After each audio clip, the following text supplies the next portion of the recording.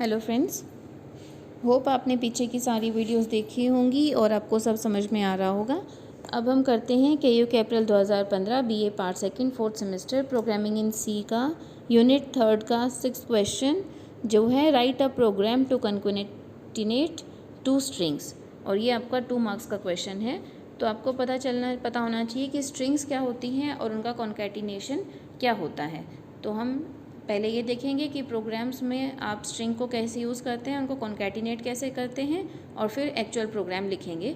Exam में आप directly इसका प्रोग्राम लिख सकते हैं। चलिए स्टार्ट करते हैं प्रोग्राम। स्ट्रिंग एक डेटा टाइप है जिसमें आप कैरेक्टर टाइप के डेटा को स्टोर कर सकते हैं। अब स्ट्रिंग्स का कॉन्कैटिनेशन का मतलब होता है 2 स्ट्रिंग्स को आपस में जोड़ना। तो अगर हम देखें तो स्ट्रिंग्स को हम सिंपल मैथ्स की तरह ऐड नहीं कर सकते, जैसे कि string 1 equal to string 2 plus string 3 या फिर string 1 equal to string 2 plus hello. ये चीज़ें स्ट्रिंग में काम नहीं करेंगी। तो achieve the desired result we have to copy characters from string 2 and then characters from string 3 into string 1। तो हमें जो कंटेंट्स होते हैं स्ट्रिंग के, वो एक स्ट्रिंग से दूसरी स्ट्रिंग में कॉपी करने पड़ते हैं। तो इसलिए जो हम स्ट्रिंग 1 में अगर नंबर्स को स्टोर करना चाहते हैं, डेटा को स्टोर करना चाहते हैं, तो उसका साइज़ इतना बड़ा होना चाहिए कि टोटल कैरेक्टर्स को स्टोर कर सके। और इस प्रोसेस ऑफ कंबाइनिंग 2 स्ट्रिंग्स को हम कॉन्कैटिनेशन ऑफ स्ट्रिंग्स कहते हैं। स्ट्रिंग्स की कॉन्कैटिनेशन हम लूप्स का यूज़ करके भी कर सकते हैं, लेकिन वो बहुत ही टीडियस प्रोसेस होता है जिसमें एक एक स्ट्रिंग कैरेक्टर को ऐड किया जाता है। इसे हम यूज़ करेंगे string cat function, STRCAT function, जिसका काम होता है 2 स्ट्रिंग्स को आपस में जोड़ना या उन्हें कॉन्कैटिनेट करना।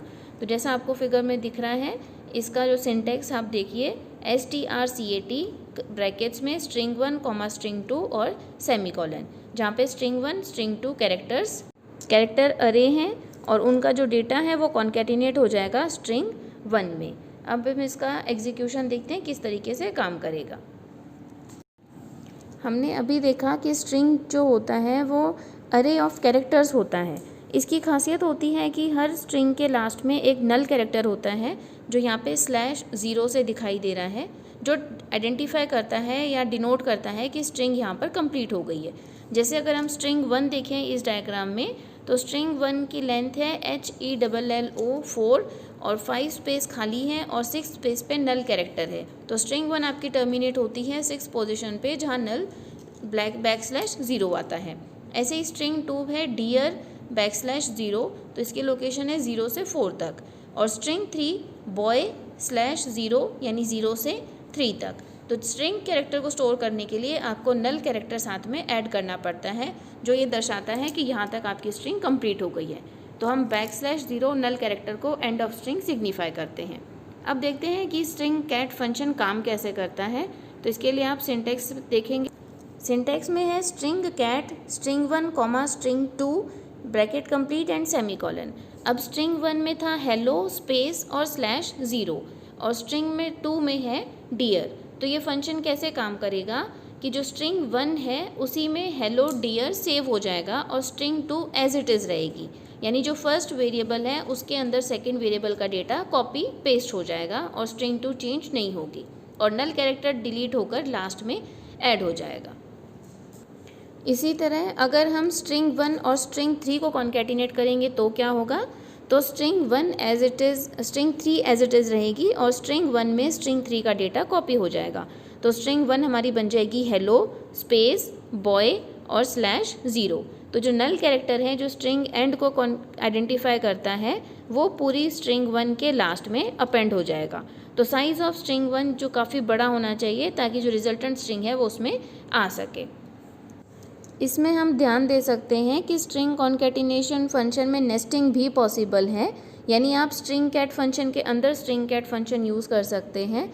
जैसे एग्जांपल है स्ट्रिंग कैट ब्रैकेट के अंदर फिर से string cat string 1 string 2 bracket complete string 3 bracket complete semicolon.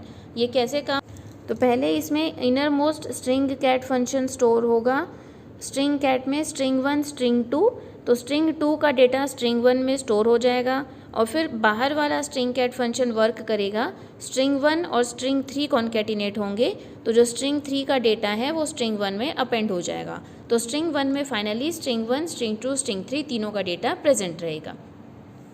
इसमें एक फंक्शनैलिटी का और ध्यान हम दे सकते हैं कि ज़रूरी नहीं है कि दोनों स्ट्रिंग्स ही कॉन्कैटिनेट हों, वेरिएबल ही कॉन्कैटिनेट हो। आप उसके साथ में जो स्ट्रिंग अपेंड करना चाहते हैं डायरेक्टली वो भी डाल सकते हैं, जैसे कि स्ट्रिंग कैट, स्ट्रिंग 1 हेलो, तो स्ट्रिंग 1 में इसमें हेलो अपेंड हो जाएगा। आइए देखते हैं जो आपके क्वेश्चन में आपको आंसर करना है कि स्ट्रिंग कैट फंक्शन कैसे यूज़ कर सकते हैं या how to concatenate two strings. तो इसके लिए सबसे पहले string.h फाइल आपको इंक्लूड करनी पड़ेगी, क्योंकि स्ट्रिंग कैट फंक्शन हमारा उसी फाइल में स्टोर होता है। तो पहली तीनों लाइंस में आप हेडर फाइल इंक्लूड कर रहे हैं, hash tag include stdio.h, hash include conio.h, hash include string.h। तो जो फाइल्स की हमें ज़रूरत है वो तीनों हमने इंक्लूड कर ली। फिर हमारा मेन फंक्शन स्टार्ट होगा, void main and then curly bracket start. सबसे पहले हम तीनों स्ट्रिंग्स को डिक्लेयर करेंगे, character string 1 equal to hello, फिर character string 2 equal to John, फिर character string 3 how are you, और फिर फोर्थ वेरिएबल कैरेक्टर स्ट्रिंग 4 50, जो इतना बड़ा होना चाहिए कि तीनों का डेटा उसमें आ सके।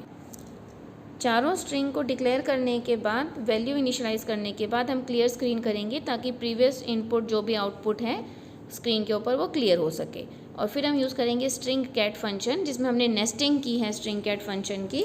तो सबसे पहले स्ट्रिंग कैट, फिर ब्रैकेट में है string 4 comma string cat string 1 comma string cat string 2 string 3, और फिर तीनों के ब्रैकेट्स कंप्लीट हैं। और फिर हम फंक्शन यूज़ कर रहे हैं put string, put S string 4 get ch। तो हम इसकी वर्किंग अगर हम देखें तो सबसे पहले inner most string cat execute होगा और स्ट्रिंग 3 अपेंड हो जाएगी। तो जो स्ट्रिंग 3 में था वो हमारा स्ट्रिंग 2 में आ जाएगा। तो हमारे पास क्या बनेगा, स्ट्रिंग 2 में होगा जॉन हाउ आर यू। फिर हम यूज़ करेंगे आउटर फंक्शन, स्ट्रिंग 1 और स्ट्रिंग 2 को कॉन्कैटिनेट करेगा। स्ट्रिंग 1 में था हेलो और स्ट्रिंग 2 में था जॉन हाउ आर यू, तो ये कॉन्कैटिनेट हो जाएगा string 1 hello John how are you, और ये डेटा स्टोर होगा स्ट्रिंग 4 में। स्ट्रिंग 4 में तीनों स्ट्रिंग्स का डेटा स्टोर होने के बाद हम पुट स्ट्रिंग फंक्शन यूज़ करेंगे, जो स्ट्रिंग को डिस्प्ले करने के लिए यूज़ होता है, और फिर गेट ch यूज़र का इनपुट लेने के लिए, और आपका कर्ली ब्रैकेट्स के साथ प्रोग्राम हो जाता है। तो हम देखें इसका आउटपुट कैसा होगा। तो इसका आउटपुट होना चाहिए hello John how are you. देखिए हमारा आउटपुट आया है hello John how are you. Hello थी हमारी स्ट्रिंग 1, जॉन थी स्ट्रिंग 2, हाउ आर यू थी स्ट्रिंग 3, और ये तीनों कॉन्कैटिनेट होकर स्ट्रिंग 4 में आ गए। तो देखिए string.h के यूज़र डिफाइंड फंक्शन से आपका प्रोग्राम कितना आसान हो गया। इस प्रोग्राम को सी विंडो में करके देखिए और आउटपुट देखिए, और keep learning keep watching. Thank you.